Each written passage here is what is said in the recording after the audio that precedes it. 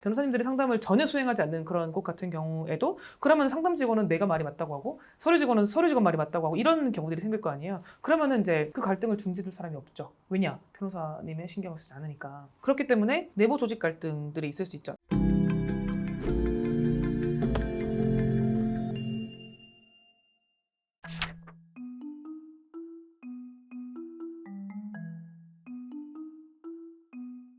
댓글 보면은 네. 내 사건을 맡겼는데 뭐가 자꾸 바뀐다. 음. 안에 뭐 사람들이 뭐 자꾸 바뀌고 뭐 네.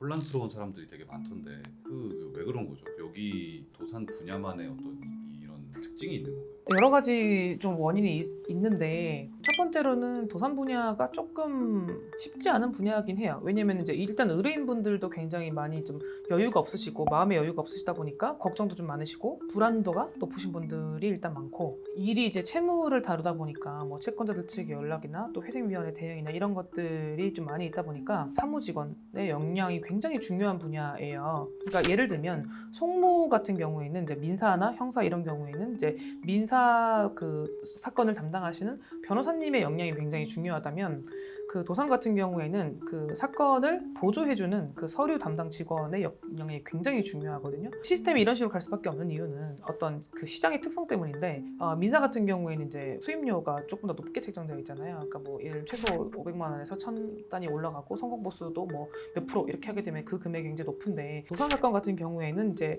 그렇게 형성되기가 좀 어려운 시장이기도 하고 그렇기 때문에 서류 담당 직원의 보조를 받아서 운영될 수밖에 없는데 이제 문제는 변호사가 아무것도 안 하거나 그러니까 모든 그 업무 처리가 직원에 의존되거나 이런 경우가 사실 대부분 문제가 되는 거라서 구조적인 이런 문제들이나 그런 걸 말씀드리려고 하는데 예를 들면 필요한 서류가 20가지가 있어요. 그러면은 그 20가지에 대해서 단순 안내는 직원을 통해서 하는 것들이 효율적이란 말이에요. 핵심적으로 저희가 해줘야 될 역할, 변호사들이 해줘야 될 역할은 법리적인 어떤 싸움이나 직접적인 그 서면 작업에서 의견이 들어가야 되는 것들이나 이런 부분에서 저희가 이제 관여를 하고 법리적으로 필요하지 않은 실무적인 그런 안내 이런 것들이 이제 회생파산에서는 조금 더 많기 때문에 비율이 그런 것들을 이제 의뢰인들한테 뭐 예를 들면 뭐 초분을 어떻게 발급받아 오세요, 뭐 급여 명세서를 몇 년치를 떼오세요, 뭐 이런 것들을 소통을 직원들이 이제 하는 건데 법원에서도 어떤 서류가 송달이 되었다 뭐 이런 것들도 의뢰인들한테 건건히 다 안내를 잘 해주시는 게 되게 중요하거든요.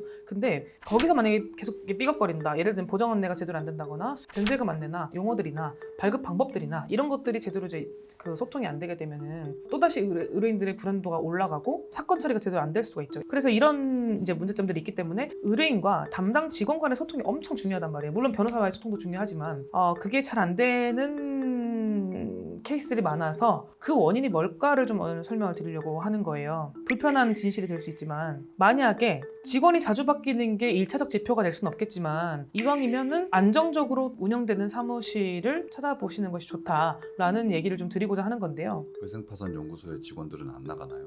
저희 직원들은 제가 회생파산 업무를 시작했을 때부터 지금까지 같이 있죠. 뼈를 묻었네요. 저도 근데 그게 제가 굉장히 많이 노력을 한 포인트이기도 해요. 의뢰인을 위해서 가장 첫 번째 1순위가 불안도를 낮추는 것. 그러니까 이 사건을 편안하게 맡겼으면 저희 의뢰인들 일을 되게 많이 시키거든요. 이거 해오세요, 저거 해오세요라고 저는 요구를 굉장히 많이 한단 말이에요. 그러면 의뢰인들이 불만을 얘기를 하죠. 저한테 변호사님 제가 사건을 다 맡겼고 수임료를 들었는데 왜 변호사님의 사무실에서 자꾸 나한테 일을 시키냐. 그 이유는 너무 명확해요. 그게 더 좋기 때문이에요. 그게 이 사건의 수행에 훨씬 효율적이고 직접 해주시는 게 훨씬 더 결과가 좋은 경우에만 시켜요. 저희가 할 수 있는 역할은 저희가 무조건 다 하거든요. 기본 기조를 그렇게 인지를 하신다면 직원들이 오래 근속하는 것이 좋은 이유는 의뢰인을 위해서예요. 이 사건의 담당자가 계속 바뀌고 내 사건이 산으로 가고 이런 게 아니라 처음부터 끝까지 이 사건이 안정적으로 수행되는 거, 이게 가장 우선적이기 때문에 저도 그 부분에 대한 관리 감독이나 이런 부분을 철저하게 하는 그런 게 있거든요. 그 첫 번째, 변호사가 관여하지 않는다는 의미는 결국에는 이 도산 분야에 대한 애정도가 없거나 떨어지거나 또는 사실상 이름만 빌려줘서 사무장이 운영을 하거나 이런 경우들이 대부분이겠죠. 그렇기 때문에 전반적으로 이런 원인으로 나타나는 문제들의 첫 번째는 내부 조직 갈등들이 있을 수 있죠. 예를 들면 제가 상담을 했어요. 의뢰인은 이런 분이고 이제 이런 특징을 가지고 있기 때문에 이런 서류를 요청을 드리면 된다 라는 이제 안내를 이제 직원한테 드리고 직원이 이제 의뢰인한테 그런 안내를 드리고 받아들이고 그다음에 의뢰인이 서류가 보완되면은 그런 걸 취합해서 법원에 접수를 하고 그다음에 법원에서 보정이 내려오면은 직원이 그 보정에 대한 서류 안내를 다시 드리고 이런 방식으로 시스템이 진행이 되는데 직원들끼리 사이가 안 좋은 거예요. 예를 들면은 제가 지금 상담의 역할을 하고 있다고 생각하면 저랑 이 직원이 소통이 제대로 안 되거나 하게 되면 서로 일을 떠밀거나 뭐 이런 일들이 생길 수도 있는 거고 또는 의사소통이 부재하거나 제가 한번 얘기했던 거를 저의 관행과 이 직원의 관행이 다른 경우들이 있어요. 그러니까 저희 사무실의 경우에는 상상할 수 없는 일이죠. 왜냐면은 몇 년간 계속 같이 해왔기 때문에 저랑 직원의 의견이 다를 수가 없거든요. 근데 뭐 예를 들면 사무실을 많이 돌아다니는 이런 직원의 경우에는 이 사무실의 트렌드와 이 사무실의 그 실무 관행이나 이런 게 다 다르단 말이에요. 내가 업무 수행 방식과 이 사람의 업무 수행 방식이 다른 거예요. 그러니까 그리고 또 변호사가 직접 상담을 하지 않는 곳도 많잖아요. 저희도 상담 직원이 있지만 변호사님들이 상담을 전혀 수행하지 않는 그런 곳 같은 경우에도 그러면 상담 직원은 내가 말이 맞다고 하고 서류 직원은 서류 직원 말이 맞다고 하고 이런 경우들이 생길 거 아니에요. 그러면은 이제 그 갈등을 중재해줄 사람이 없죠. 왜냐? 변호사님의 신경을 쓰지 않으니까. 이걸 자꾸 변호사님이라고 하니까 좀 그런데 법무사도 마찬가지예요. 변호사든 법무사든 최종 책임자가 관여를 하지 않는 경우가 문제가 된다는 거예요. 또 상담 직원이 수임, 체결에만 너무 신경을 많이 쓰는 경우에는 무리하게 사건을 수임하거나 또는 중요한 사항을 누락해서 수행을 하거나 불리하기 때문에 그런 부분을 말씀을 안 드리고 사건을 수임을 하는 바람에 이게 서류 직원 선에서 불만이 계속되는 경우들이 있죠. 상담 직원은 된다고 해서 수임을 했는데 서류 직원이 사실은 안 되는 케이스라고 안내를 했을 경우에 그 화살은 다 서류 직원한테 오잖아요. 그런 경우에 또 갈등이 생길 수가 있어서 이탈률이 많아지게 되겠죠. 그리고 두 번째, 그 업무 불만족이 있을 수가 있는데 그 아까랑 좀 상통하는 문제인데 회사마다의 업무 처리 방식이 좀 다르게 되면 거기에 대한 기준점을 변호사님이나 법무사님이 잘 세워주셔야 되는데 그 부분이 되지 않는 경우 왜냐면 거기에 관심이 없어요. 그러다 보니까 나는 이렇게 왔는데 너는 이렇게 왔는데 그러면서 그런 걸로 좀 갈등이 생기기도 하고 또 다른 문제는 아무도 모르는 경우들이 있어요. 나도 모르고 이쪽도 모르는 그런 사건의 경우에는 변호사님이 그걸 잡아줘야 될 거 아니에요. 이런 경우에 이렇게 해라. 판단을 이렇게 하자. 뭐 아니면 이런 식으로 보정을 해보자. 이런 식으로 계속 관리 감독이 돼야 되고 지시가 돼야 되는데 그걸 못하니까 이렇게 할까? 저렇게 할까? 한번 이렇게 해볼까? 이런 식으로 되는 거죠. 그러다 보니까 그 업무 수행 방식에 대한 발전이 좀 되기가 어렵고 또 잘못 수행하는 경우들이 생길 수가 있죠. 아예 본인이 판단을 하는 부분이 그러니까 회생 직원은 회생밖에 모르잖아요. 근데 변호사는 회생도 알고 파산도 알고 형사도 알고 민사도 알고 가사도 알고 그런 모든 법률을 알고 있기 때문에 그걸 어떤 법률을 풀어나가야 되는지에 대해서 기준점을 제시할 수도 있고 또는 저희가 의견서를 작성할 수도 있고 그런 건데 의견서는커녕 그 의뢰인 누군지도 모르는데 그걸 어떻게 하겠어요. 그러니까 이런 문제들이 있다. 근데 왜 관심이 없으신 분들은 왜 그렇죠? 수임료가 적어서 그런가요? 대부분 이름만 빌려주기 때문이에요. 그렇게 되면 문제가 뭐냐면 직원들이 너무 불안한 거예요. 도산에 대해서 자꾸 이렇게 배우고 그런 원리를 끼치고 늘리고 그 업무의 어떤 그 실력이나 수준들이 계속 업그레이드가 돼야 되는데 그런 예상하지 못한 문제 상황들 예를 들면 채권 누락이 발생했어요. 그러면은 일단은 그걸 사무실에서 어떻게 책임질지에 대한 문제를 떠나서 내가 어쨌든 결론적으로 실수를 해서 누락이 생겼잖아요.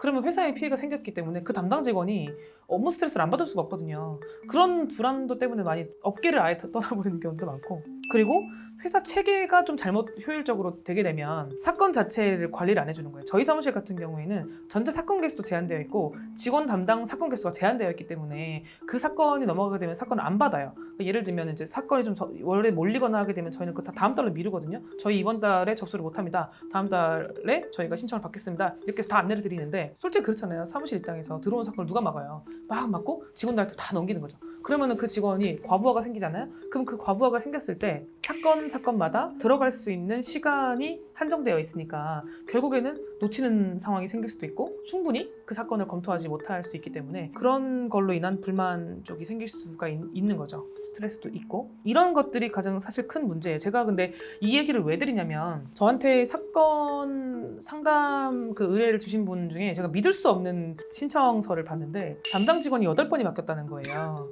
사건 진행을 하면서 솔직히 한두 번은 바뀔 수 있어요. 저희도 그 지금 근속한 직원들이 처음부터 저랑 같이 계속 일했던 직원이라고 말씀을 드렸지만 퇴사한 직원이 없다는 말은 아니에요. 당연히 퇴사한 직원도 있고 저도 여러 가지 방식으로 이제 업무를 어떻게 하는 게 가장 효율적일까를 계속 하면서 운영을 했기 때문에 다만 한 명, 두 명은 바뀔 수 있죠. 퇴사를 하게 되면 어쩔 수 없이 바뀌어야 되잖아요. 근데 그게 아니고 한 사건이 수행되는 과정에서 8번이 바뀌었다는 거는 내부적으로 뭔가 안정되지 않은 문제가 있었다는 거고 또 그런 결과 무슨 문제가 생겼냐 이 사람이 개시결정문을 못 받았다는 거예요. 그러니까 물론 이거는 의뢰인의 주장이에요. 이거는 의뢰인이 실제로 개시결정을 하기 위해서 연락을 드렸는데 의뢰인이 그 연락을 놓칠 수 있는 가능성이 아예 없진 않겠죠. 근데 기본적으로는 담당자가 계속 바뀌는데 어떻게 인수인계가 8번이 완벽하게 됐겠어요. 그러니까 실수가 생길 수밖에 없는 구조라는 거죠. 이분이 결국에는 개시 결정을 못 받아서 어떻게 됐냐. 개시는 났는데 변제금 납부를 못한 거예요. 그래서 기각이 됐어요. 근데 기각도 몰랐어요. 본인 주장에 의하면 회사에서 기각도 알려주지 않아서 지금 그걸 수습하는 단계에 왔는데 더 이상은 사무실을 신뢰할 수 없다. 당신 사무실에서 이 사건을 좀 해줬으면 좋겠다. 라고 해서 지금 저희가 재신청으로 수행하고 있는 사건이에요. 그만큼 제가 이거 너무 심각하다. 이 문제는